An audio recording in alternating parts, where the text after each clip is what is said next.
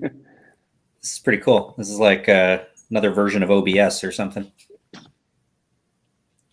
Yeah. Hey, everybody. Timo here with Ben West from Gitcoin. How you doing, Ben? I'm good, man. How about yourself? Yeah, doing well. Thanks. Thanks for coming. I'm sure you got busy days here, busy times. Yeah, definitely a lot going on at the moment. We're one day out, less than a day, I guess, from the very first Gitcoin Alpha round on the new protocol. So I actually just finished onboarding the last of the climate grantees this morning with others on the climate team. So we've got 50 grantees, including the 10 bundles of grantees that are all signed up and ready to go and should appear live on the link at midnight UTC. So pretty stoked about that. So I was going to ask, what's the exact start time and the exact end time of each round? So midnight UTC start time, 11:59 UTC end time on the 31st. Okay, awesome. And how many? You're running 3 different rounds right now. How many rounds do you have in addition to or how many grantees do you have in addition to the climate grantees? So the open source software round is kind of the equivalent of the main round from previous grants rounds.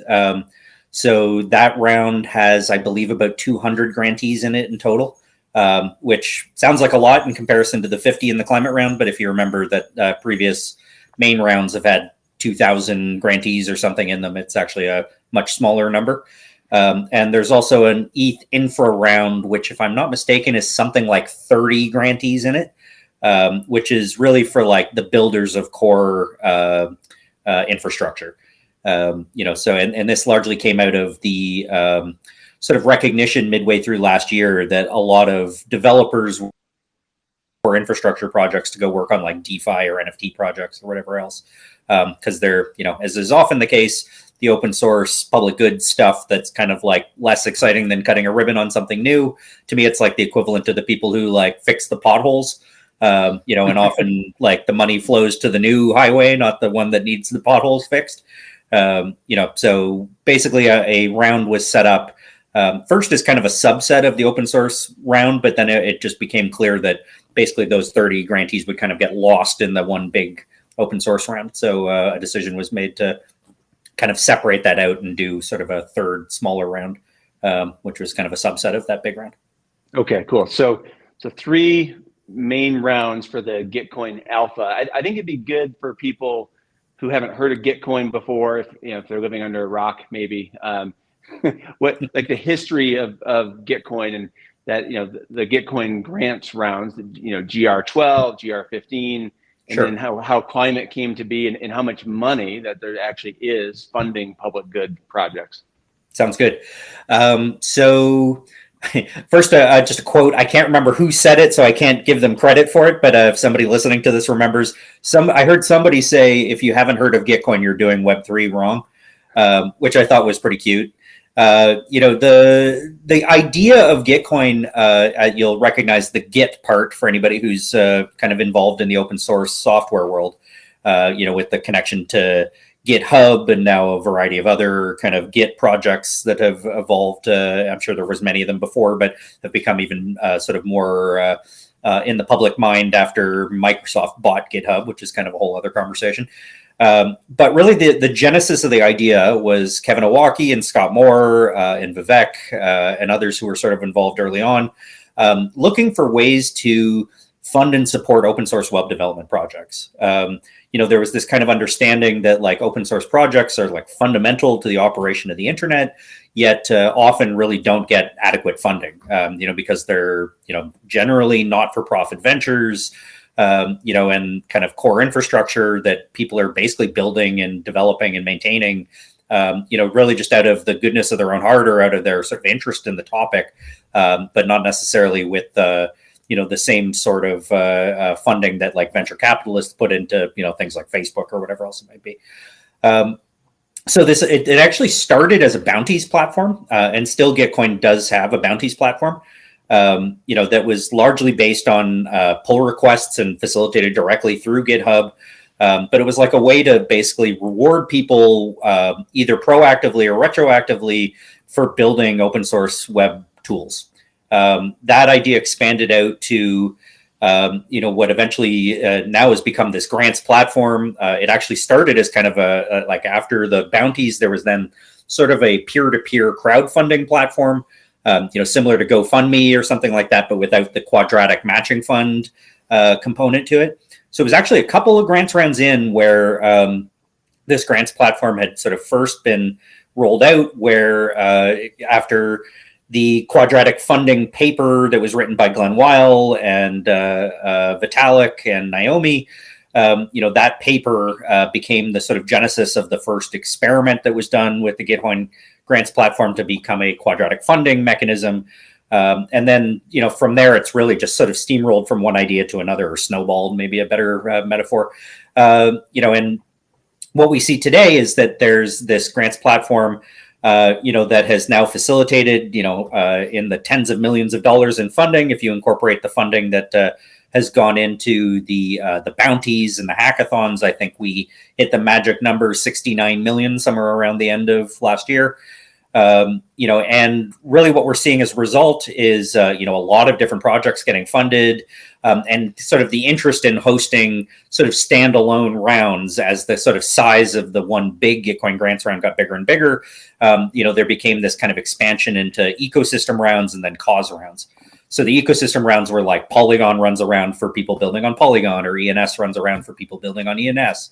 And that has continued to grow to the extent where we had 17 rounds, including 4 cause rounds and 1 open source kind of main round in the last kind of GR round that we held midway through the last calendar year, about 3/4 of the way through the last calendar year.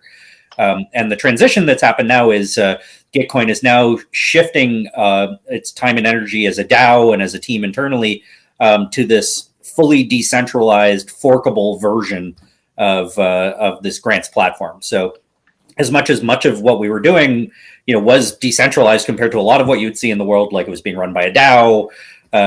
Decisions were being made through token voting and, through a stewards kind of setup that we have at Gitcoin. But that still there was kind of this one main central hub, which was the Gitcoin grants platform, which built and then, kind of got built on and added to over many years. And truth be told, was really reaching the limits of what we could do with it without putting a lot more energy into sort of building out that platform. So the decision was made to transition from that platform to this new grant stack, or the Gitcoin grants protocol, which is really a combination of tools: our round manager, our grants explorer, our grants hub, Gitcoin passport. I could talk about all these different tools, but really the end result is that you've got sort of a fully decentralized version of what is this kind of grants toolkit. And, it makes it possible for not only for us to run lots of different rounds in support of a lot of different partners, but also potentially for people to run their own rounds without our help, or even to fork the code and, build new features, new additions to that sort of grant stack. So we're now just testing the alpha version for the very first time in a round run by Gitcoin. We've had a couple of smaller kind of test alpha rounds, one with UNICEF, one with Phantom, that were done, with some support from us, but not sort of run in the same way that we've run our traditional rounds. And I think what you'll see moving forward is that we'll actually have a lot more grant seasons instead of grant rounds. And we'll sort of treat what used to be the grants rounds as our program that happens quarterly. But sort of in recognition of the fact that there'll be a lot of different stuff happening on the Gitcoin protocol, in between those grants rounds that we're facilitating ourselves, we're sort of looking at them as like a season. So, within a quarter, all the different things that happen are sort of part of that season. Cool. Well, 69 million is not a small number. One. Yes. What $1 million for this test round is not a small number. Mm-hmm. $333,000 for climate over the course of 2 weeks is not a small number. And when you mention UNICEF, right? I think people think that Web3 or crypto is like this kind of alternative universe, like weird stuff going on. But when you mention real dollars, right, in real big organizations like UNICEF, it's like, hello, we're over here doing something real. Mm-hmm. Yeah, for sure. And and one thing that people don't sometimes don't understand we're so used to like kind of all this crypto magic and like money kind of coming out of nowhere that people sometimes assume that like there's just some weird math happening that's where this money is coming from, and the reality is that it's actually money that's being raised directly from donors. Like there's a team at Gitcoin, our partnerships team, that goes out and raises all that money quarter after quarter. So I mean, it's worth pointing out that not all of that money was in grants. Some of that was from bounties or hackathons or other things in that 69 million number. But I think the number is something like 34 million that was given out in grants over the course of, still a lot of money. And like, just to put in context, like the money for this upcoming round, is a mixture of a whole bunch of different donors. It's worth pointing out that it's just for these 3 rounds. So I mean, it's a smaller number than what we've had in previous rounds, but I'm happy that it is a sizable amount and should result in some stable ongoing funding for a lot of projects, especially those open source, very new projects that are trying to do innovative things. But yeah, I think sometimes people don't really fully understand that there's like fundraising that's happening before the money is given away. And really what the quadratic funding mechanism is doing is like empowering the wisdom of the crowd, giving the individual donor the ability to have some say in how that money is distributed.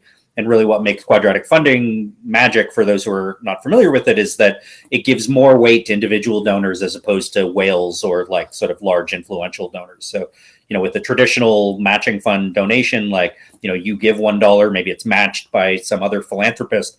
In this case, like basically somebody's donating a chunk of money to give to, climate as an example.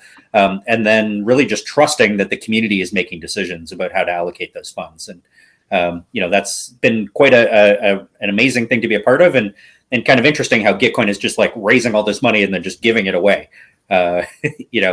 So as we move to a more decentralized model, one of the other things that we're going to need to be thinking about is how communities continue to do that fundraising without being as dependent on Gitcoin to be the ones doing it. So we do have little teams that are kind of growing around the various different rounds. One great example of this was the DeSci round. Was probably, of all the different rounds that I've helped to facilitate at Gitcoin, one of the ones that needed the least help and support from us administratively in terms of fundraising. There was a really dedicated team. They basically raised their own matching funds, and we just kind of helped facilitate it. So to me, that's kind of a model for how we're hoping to see more and more rounds running themselves basically on Gitcoin in the future, where they're like raising the matching fund money collectively and then sort of allocating it, harnessing the wisdom of the crowd.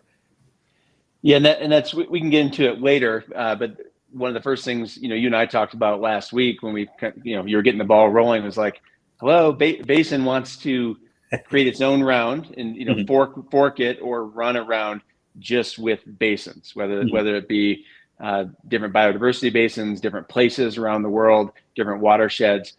Like actually those would be the grantees, and then let, like you said, the wisdom of the crowd vote as to, is the bald eagle more important than the green salamander, or is the green salamander more important than the Roaring Fork River Basin or the Hudson River Basin? And then those funds, right, quadratically then fund land restoration and conservation in those areas for those causes. So like, we're over here raising our hand saying we're a perfect use case to fork. Or, when I was messing around on the website on the, just so people know, it's granthubs.gitcoin.co. I don't know if I was supposed to see that link or not, but it said basically create your own round. And I was like, sweet. I was like, click, you connect your wallet, and, I know there's work to be done on it, but it's like, like that self-service like idea is just, it's just amazing. And like you said, seasons, it could be ongoing. Yeah. And I think you'll see the features continue to evolve, but definitely people can go in there and play with it already and get a sense of what it's like to create a round. And I'm happy to go into like some of what I at least understand the devs are working on in sort of the rollout of the sort of specs and what you will or won't have at your disposal in terms of tools in the stack right now. But like definitely people should be thinking about and exploring this now. Like from what I've seen, like it does take a little bit of time to like raise the money, to organize, to figure out exactly the criteria for the round, decision-making infrastructure and all that. So like if it is something that you or others are thinking about doing, and I know you are, and I'm stoked to keep talking to you about it, But, you know, for anybody who's listening to this, if you're thinking about running a round, like, no good reason not to start planning it now, because there's a lot of things that are kind of outside the tech stack that you need to kind of think through. And one of the reasons why we're running this alpha round is actually to like work on creating, you know, basically guides and support documentation for, you know, potential round managers, like people running their own rounds, you know, so that we can pass on as much kind of, you know, wisdom and insight as we have. And there will be kind of options in the future for like how much support a community would like from Gitcoin, with perhaps some sort of a fee for service kind of model attached to it. So, you know, if you want to completely run this independently, that's one thing. If you need some support, that's another thing. Or like in some cases, people will just want to hire Gitcoin to run around for them. We definitely have seen that with some ecosystem partners where, you know, they've got money, but they don't have staff that are dedicated to like doing support or running a grants round or, you know, all the things that come with that. So yeah, it's almost like grants round as a service. Really. Yeah. Yeah, totally. And I mean, I don't think that's going to be like, you know, a long-term, like super lucrative business model for Gitcoin. Like, I think the idea is to make ourselves not necessary, you know, but like to also fill the gaps where we can be helpful. And I'm hoping that a whole ecosystem of others who are also offering that kind of support, you know, kind of evolves out of this as well. I think we're kind of just at the precipice of sort of seeing all the different things that'll emerge from this. And we already see a fair amount of peer support happen and kind of collectives that are created, like say the Quadratic Friends that grew out of the last DEI round, you know, with a group of people kind of collaborating and supporting each other and onboarding people. You know, all that stuff is going to be important on an ongoing. And you know, I think the less that, you know, we become a bottleneck or Gitcoin is kind of the like, you know, centralized kind of hub that is necessary in the middle of all this. You know, I think the more quickly we'll see innovation and stuff kind of emerging from this transition. Cool. Well, without going too, you know, into the rabbit hole of Web3 and crypto, off the top of your head, can you rattle off the 10 bundles that are in the, you know, or you know, obviously there's 40. I have that list I can pull up here in a minute of the 40 climate individual rounds, which Basin is in. But then there's 10 bundles, just to give people an idea of like, hey, this isn't just like crypto and blockchain and Web3. It's like there's actually real world change happening over here in this world we call Gitcoin grants rounds. Totally. And I'm going to cheat. Instead of doing it off the top of my head, I just went into Telegram and looked at the 10 different bundle groups that we've set up to help facilitate each of them. So there's an oceans and forest bundle, an agriculture bundle, verification infrastructure bundle, carbon markets, renewable energy, climate research, community engagement, climate advocacy and activism, emerging economies and indigenous communities, and creative works. So, you know, we really tried to capture sort of the variety of different use cases, and you could break use cases down in a few different ways. Like this isn't exactly the same way I've sort of thought this through for other kind of conversations around sort of different use cases for block. But, you know, we really tried to like look at the end result, like what was the project trying to have an impact on, you know, so, I mean, you could make an argument that like basically all of these are in carbon markets in some way, or basically all of these have some verification infrastructure associated with them. You know, so we really tried to break it down in part just to make sure that there was something as close as possible to an even number of groups in all the different bundles, so that we didn't have like one bundle of like 50 projects and another with like 2 projects in it. You know, and a lot of these projects honestly could be in more than one bundle because of sort of how they orient themselves. But, you know, just for the sake of sort of giving some visibility to the community about this sort of variety of different ways that this technology could be used, and also to, you know, give an opportunity for more grantees from the last grants round to be part of this alpha test, given that we were going to limit the total number of slots available.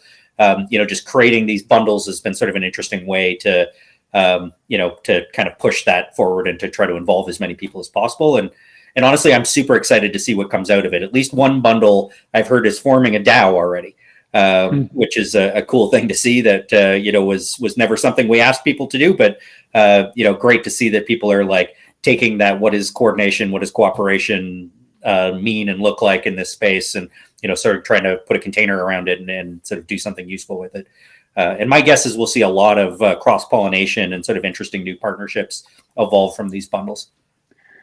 Yeah, when you mentioned that those tools, right, that like the ETH infrastructure people are building, like dripping, right, or splitting is a tool that people are already starting to use in these bundles. And that, like, for example, the people that come on the Basin Live, like just like you, and I need Gitcoin's public Ethereum address. If you want to DM me that in a little bit, we Sure. are going to drip or split. We're going to use 0x splits to do 10% of whatever Basin makes to the different guests and the different projects that come on this cross-pollination series we're doing over the next couple of weeks to promote all the different projects and kind of like share each other's audiences and like learn more about each other's projects. And like personally, I'm excited. Like right now we're streaming to YouTube live. I don't know if the LinkedIn one is working. It's supposed to be, but we'll see in a minute. But I'm excited to like bring non-Web3, non-crypto, non-blockchain, like those three words, right? And like it or not, have kind of become a bad word, right? Yeah. Like in the the last few months or the last year. So I think when you rattle off those bundles, right? And you look at like lands and oceans and restoration and conservation and public goods, like it's like we're not just over here, speculating and arbitraging money and crypto money. It's like we're directing funds and resources and talent and energy to real on the ground projects. So like to me, that's one of the big things that it's exciting about Gitcoin. Totally.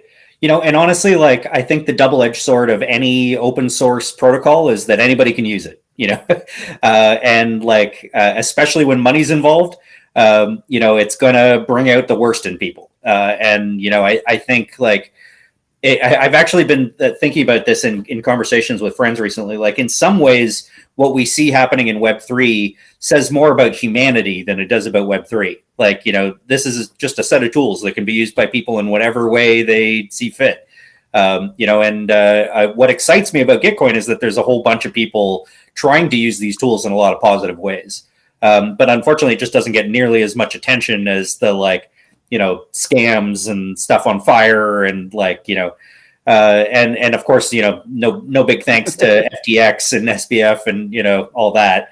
That's definitely pushed a bunch of attention in the wrong directions. But, as somebody who's been around the crypto space for a long time, it's been cycles of this forever. And the people who continue to try to find solutions that are positive ones just keep their heads down and keep working away.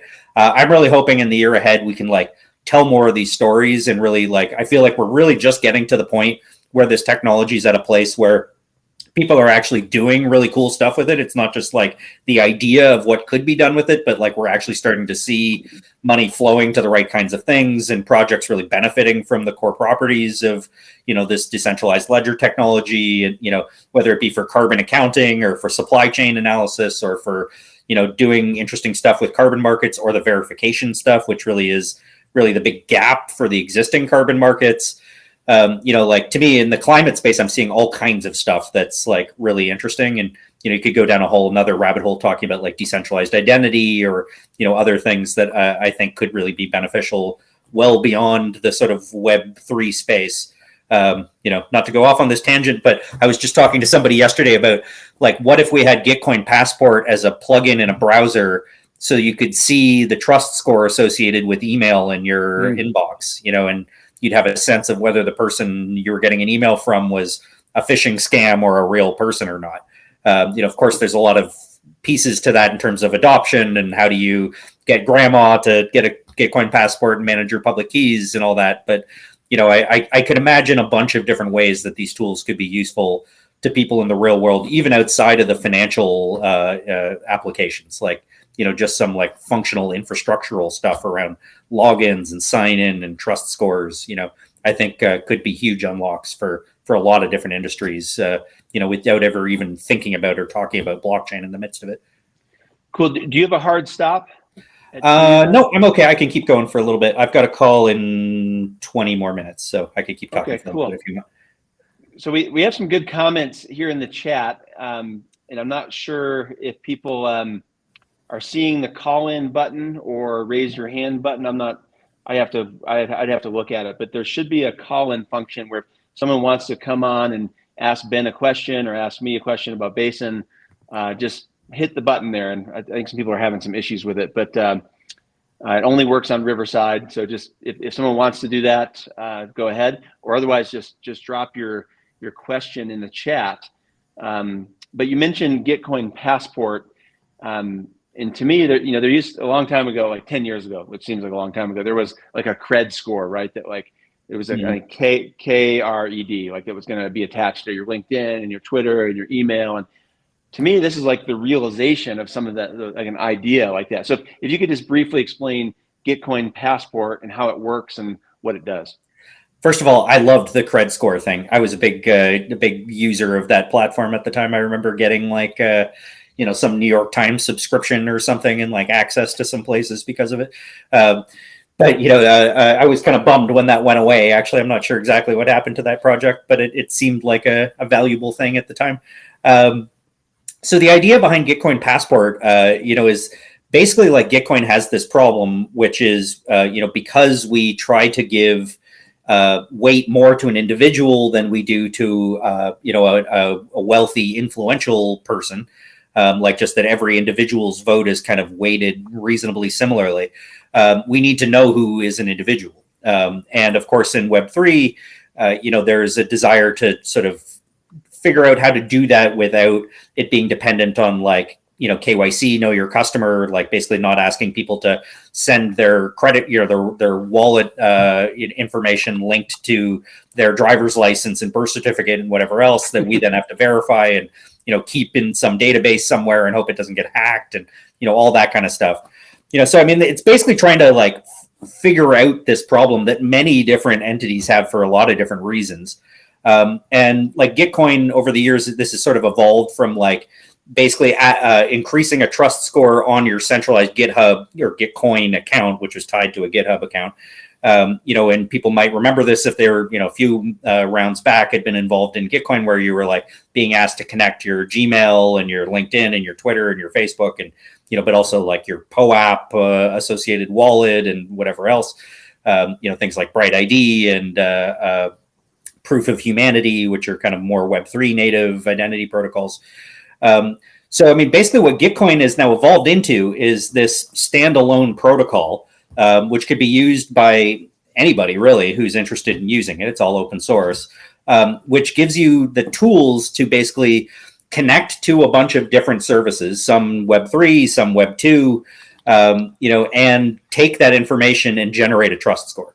And that could be done. It can be basically like adjusted to take different factors into account and to like apply different trust scores based on different heuristics. Like it could be the age of your account, how many followers you have on Twitter, how many of them are also trusted parties, how many POAPs you've collected from other trusted parties. I think as we go into this world of sort of impact certificates and all kinds of different attestations, there's really an amazing amount of sort of different things that could be data points.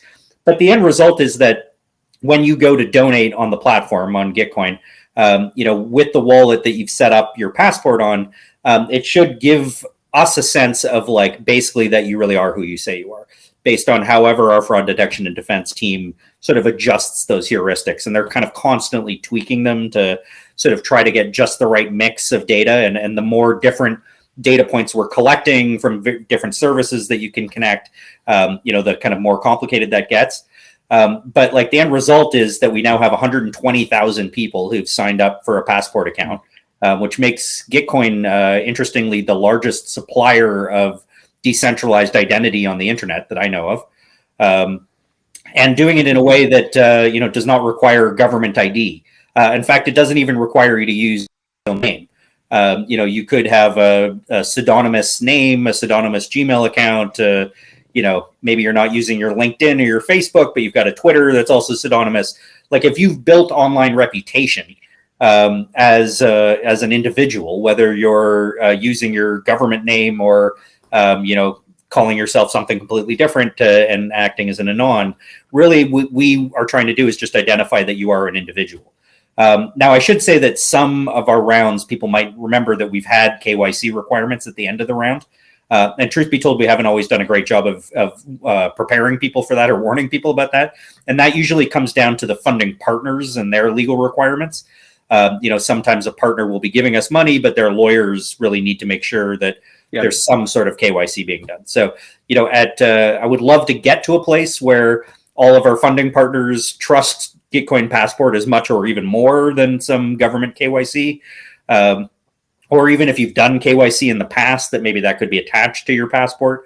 That's kind of an evolving process. But, at the end of the day, I think it's like a fundamental sort of primitive of the Web3 space that, has huge implications. We're definitely not the only ones working on something like this. But, I think the sort of the idea behind Passport is really just to integrate with as many different tools as possible. So, the more different use cases that come out there, like, the more Bright ID builds out, the more useful your Bright ID connection to your Passport will be. And already we're seeing that Snapshot is integrating Passport as well as a number of other protocols. So I think you're going to start seeing Passport showing up for a lot of different reasons in different places. And, basically once you verified yourself on Passport, it's not just useful for Gitcoin, but already for Snapshot, if people are turning on that functionality when they set up a Snapshot vote, and potentially for any number of other things that I know our team's in talks with lots of different other teams right now about helping them with that integration. Yeah, I mean, to me, when you get into, and some of these are buzzwords, right, with like zero knowledge proofs and privacy and anon and pseudonym, but like, to me, that's where the power is going to come. It's like, one, I'm a person, right? I'm alive. Someone has verified me. I'm connected to all these different services. And if you want to take it a step further, you need to comply with US or UK or EU or whatever the laws are.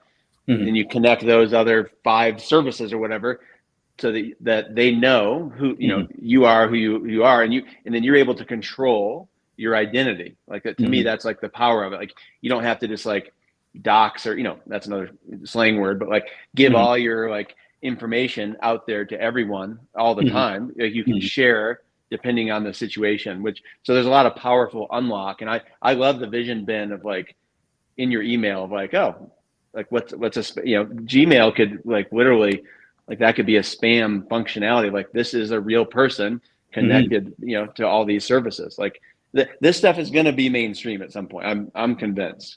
Yeah, I really believe so. In fact, I would even go so far as to say that I think, that Passport may actually be kind of the killer app within the Gitcoin ecosystem right now. Like, I think all the pieces are important, but like, I think the implications of Passport actually go well beyond just kind of grants and funding for Web3 projects, but like, could potentially be super useful for lots of different important things.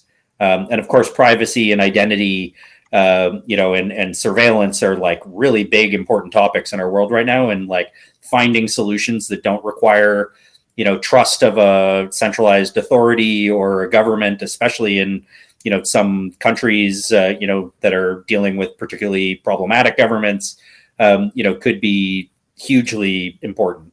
And I'm very bullish on where this could go and what could happen with it.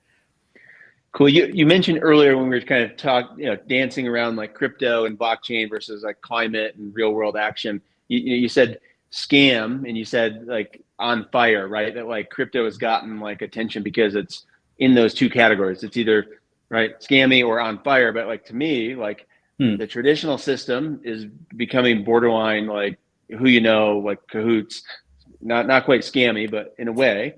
Yeah. But I would venture to say that like the world is on fire, like literally. And like, it's not crypto. It's not like the attention. So the attention, right, should be at like what's actually happening to the environment, to the the snow and the rainfall and the flooding and the the droughts and the migration.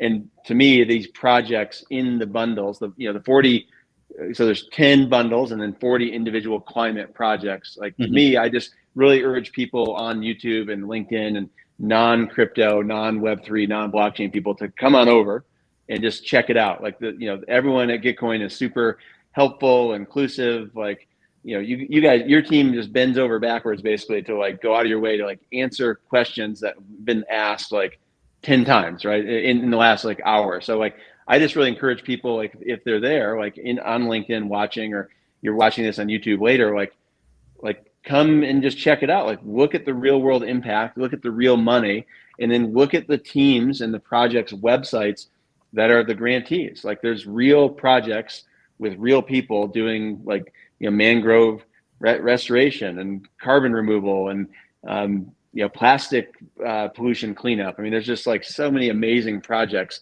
out there. So I just really encourage people. Where's the best spot this year? The grantshub.gitcoin.co, or should they just go to the main site, Ben? Good question. We're actually just talking about setting up like a short link to make it easier to find the Gitcoin Climate Round in particular. We do also have a Notion page that's kind of a community hub where we're putting all kinds of stuff like upcoming events and grant opportunities and the links to the active rounds and things like that, which also has a way too long URL at the moment. So, I mean, I would say if you go to the Gitcoin website, you'll find the links to the active rounds. But still, it's very much in alpha. Like we don't have like a, really nice, convenient landing page right now that's like, this is the one-stop shop to go to. So stay tuned for more on that. But I mean, long story short is if you go to gitcoin.co, you'll find the links and make your way to the active pages, including that hub page that I just mentioned. And I can always tweet it out as well, just to make sure people have access to it. Okay, great. And Marvel has a really good point here about how to learn how to, I think, one, like setting up wallet, right? If people are over on LinkedIn or YouTube and they haven't done this before, like there's a lot of good resources on Ethereum website, on MetaMask website. You have to be careful, like learning all that stuff, but watch some YouTube videos, never give out your private keys, store your private keys safely. I mean, there's some really just basic things of people getting into crypto. But like Marvel said about how to check out safely without losing all your tokens. So do you have any tips around like first timers or people trying to do this and get better at it? Good question. How to check out safely without losing all your crypto. I mean, I guess probably first things first, just like making sure you're on the right website. I haven't seen a copy scam version of a Gitcoin round, but I'm sure it will happen at some point. I mean, for every NFT minting site, there's usually at least one copy of it that like, steals your private keys when you connect to it. So like just being careful about like which links you're clicking on social, because, you might end up on like some fake version of the website. Like try to make sure that you're going through like the actual links right off the Gitcoin website, or, from the email you're getting from Gitcoin, or, and if you're, I would say really just as a general rule for everything in crypto, like just never be in a rush. Every mistake I've ever made in crypto is usually because I was trying to do too many things at once. I was in too much of a rush. I didn't take the time to like double check what I was looking at. And I think we're so used to having these kind of middlemen that are sort of supporting that there's always like, well, I'll just go back and talk to support if something goes wrong, or, I'll ask somebody else for help. But, that's just not always the case in crypto. In fact, more often than not, it's not. And even if there is somebody to help you, if you send money to the wrong wallet, it's usually just gone. There's not some way to reverse it unless somebody's nice enough to just send it back to you or something. And that could be the most like nerve-wracking thing about crypto is it's like, you're taking on this additional responsibility. I find that like, if you're new to it, like the best thing you can do is really just like have a buddy, do things together. Especially if you've got a buddy who's like been around the space for a little longer and can just kind of like hold your hand through some stuff. For a lot of the projects that are onboarding a bunch of people into Web3 to support them in Gitcoin, usually what we'll suggest is like hosting a call where you're actually like sharing a screen and walking people through stuff. I've even seen some people like help people get their first little bit of DAI. They'll like do a transaction directly with a group of people where they're just like, okay, I'll sell you $20 worth of DAI and I'll sell you $20 worth of DAI. So somebody doesn't have to go and like set up an exchange account. They can just set up a MetaMask and have some money and start donating. So, I mean, like, I think for a lot of people, the way they first get involved in crypto is somebody offers to give them some. So like, I think that's like a good place to start if you're onboarding people is just just give them a sense of how easy it is to like send and receive a little bit of tokens, and then, you know, try to send them on the right path in terms of like just places where they can find information. That can also be really daunting because there's so much content out there that like just even suggesting like, here's somebody I trust or a source that I trust. I really like the Ledger website. I think they've got a lot of really good information about security, and like I'm a big fan of using, you know, some sort of hardware wallet like a Ledger or a Trezor or other ones. All my open source friends will probably say Trezor is the way to go because it's an open source project, but I've just had a Ledger since forever, so I'm kind of in that ecosystem. But yeah, I mean, just being careful and taking your time, I think, is really the key thing. And we have guides and a knowledge base. So like, you know, if people are having specific questions about the platform or feeling stuck somewhere, there's also support channels in our Discord with, you know, really helpful folks, you know, and also like the Telegram channels that are set up for the various different rounds. I find a lot of people do peer support for each other. So even if you don't have a Web3 buddy, but you're finding out about this somehow and you're interested, getting yourself into those Telegram groups can be a great way to find answers. So, I mean, either Gitcoin's Discord or the associated Telegram groups with this particular round are pretty great places to just like find other people to help if, you know, and I would say always better to double check and ask for help if you're not sure about something, as opposed to just kind of like clicking and trying it.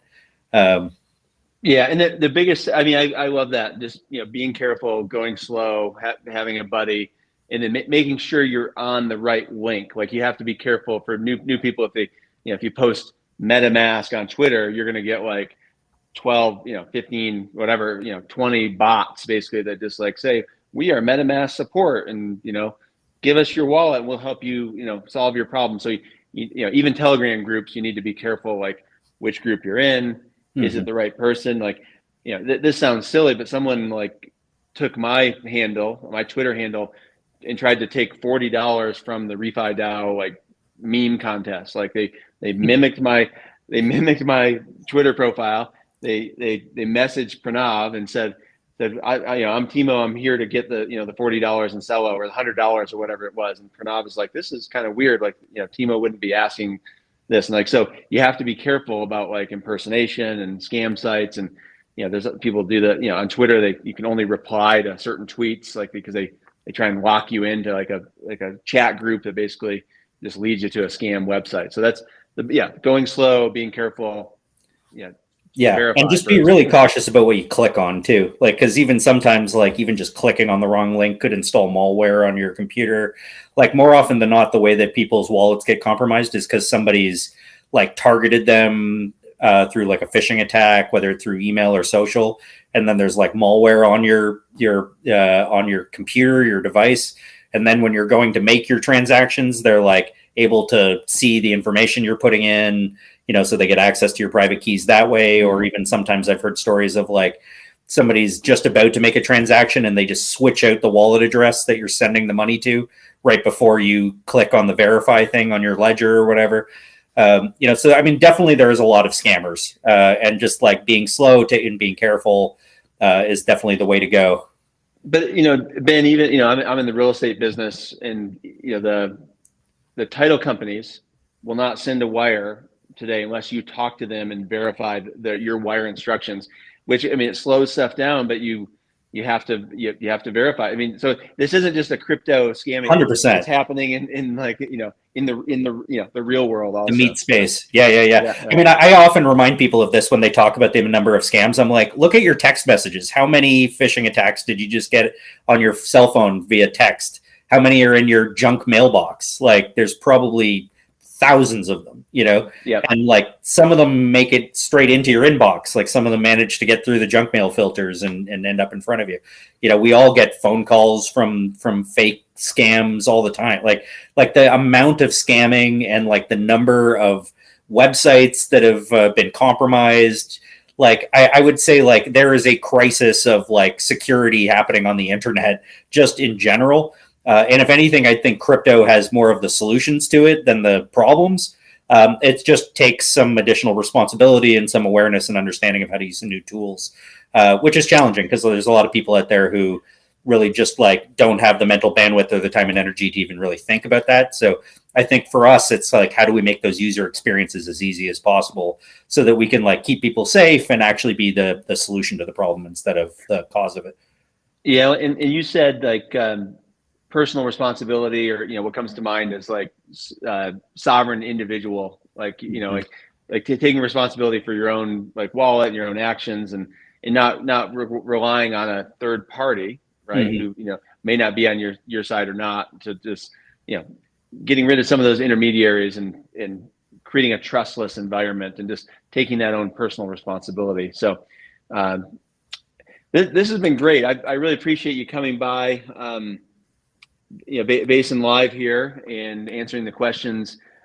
So $333,000 and what, 69 cents or 27 cents for 56 cents for two of the rounds, 57 cents for the other one. So in total, it adds up to $1 million and 69 cents.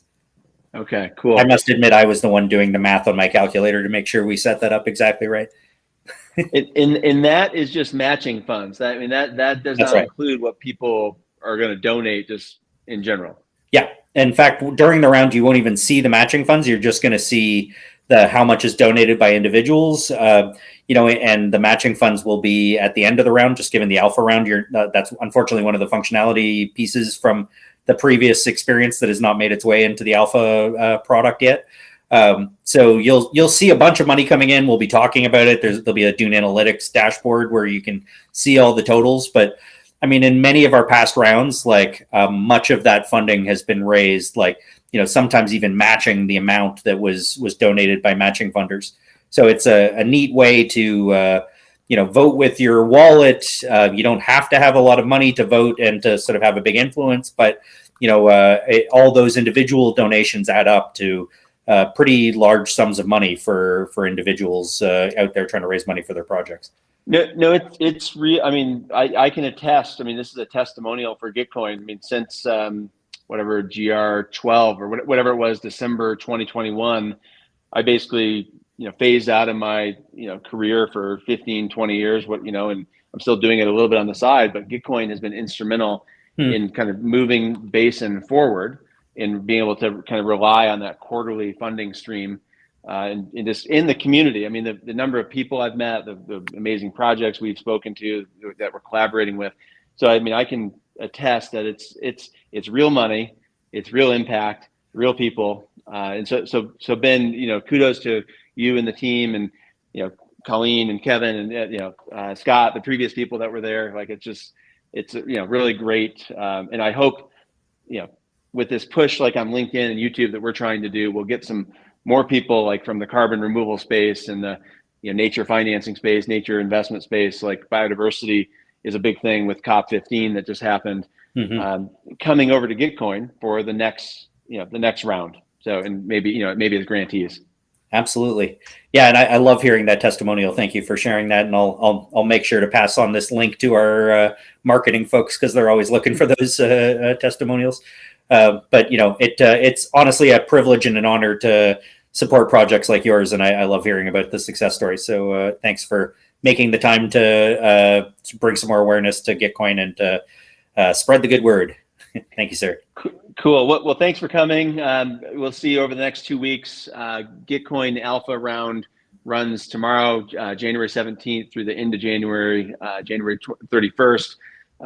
Head on over to gitcoin.co to get going, to start it up, ask questions, join the Discord, follow them on Twitter. Ping me for questions, ping Ben for questions, join the Telegram groups. It's just an awesome community looking to build public goods and do climate work and impact work, and really cool stuff. So thanks for everyone who came today, and people watching, and Ben, I'll be shit posting before you know it. So just watch out. Beautiful. I'll see you there. Okay. Thanks, everybody.